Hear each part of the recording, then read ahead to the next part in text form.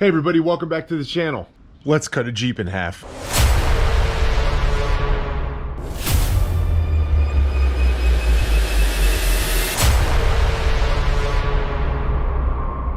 So that's something that not everybody gets to say too often. Today, that's exactly what I'm gonna do to this Jeep, and I'm gonna take you guys along for the ride. It all started with me stripping the paint. The problem with this tub was that it was covered with bed liner, but underneath that bed liner, there were not one, but two layers of paint. The Jeep was painted green over the original red paint, which was over the original primer. And in between all those different layers of paint, there was some Bondo here and there applied to cover things like rust, maybe a couple of minor dents. Citrus strip worked pretty well, but it didn't work super well. I had to wind up using a stripping disc and a grinder, and I probably went through about 15 of those discs. But at this point, the tub, including the windshield surround, are all pretty clean.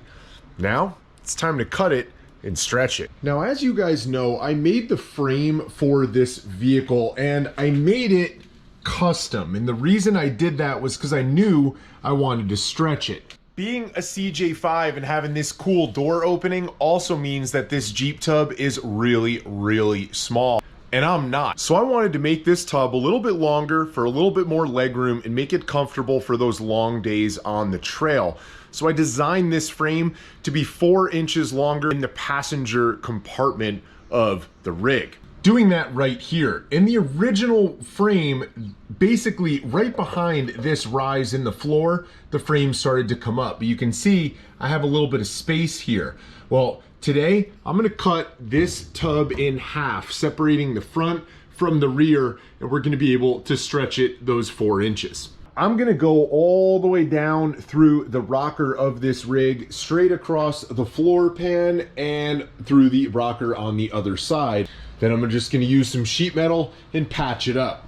But in order to keep this ribbing down here in the floor going all the way through, I'm gonna do some interesting things with cutting sections of this out as we cut across. The rockers on this Jeep are actually in pretty good shape on both sides, and they're flat. You can see there's some rust, but it's further up, and for whatever reason, this exact spot on the other side has the same rust. So I'm gonna use a framing square and scribe a line. That'll give me a straight place to put a piece of tape.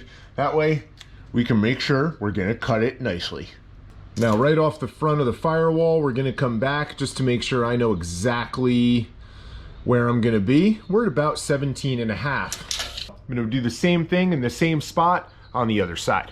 With that tape line marked, I'm basically just gonna extend a straight line all the way across to the tape line on the other side. The reason I chose to cut it this far up and not, let's say, in the middle of the door frame where it would have been easier to actually get this contour and put in a new piece is because of all this curvature in here. This shape right here is extremely complex because not only does it curve this way, but then toward the top, it also curves up and over. That is something I don't want to have to recreate in this garage. But going right in front of this hole basically just makes it perfectly flat, where it just comes up straight. There's no contours where it dips left and right. And it's the same thing on the other side over there.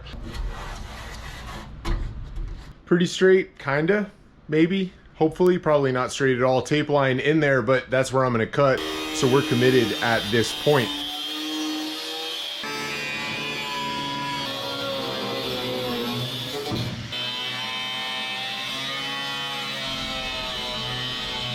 I will tell you guys, as I've said a million other times in a million other videos, I've been working with vehicles, old hot rods, race cars, things like that for a very long time. And while I am not a body guy, it always amazes me how easy it is to cut through thin steel. Now, obviously in your head, you're like, duh, it's thin steel.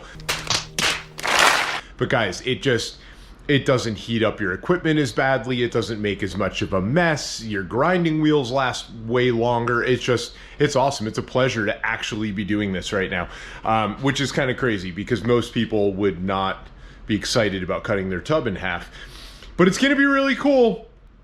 Hopefully. Here goes nothing. What'd you do? Story of the tape shows that I got, look at that, 4 inches. I don't know if you can see that on camera there.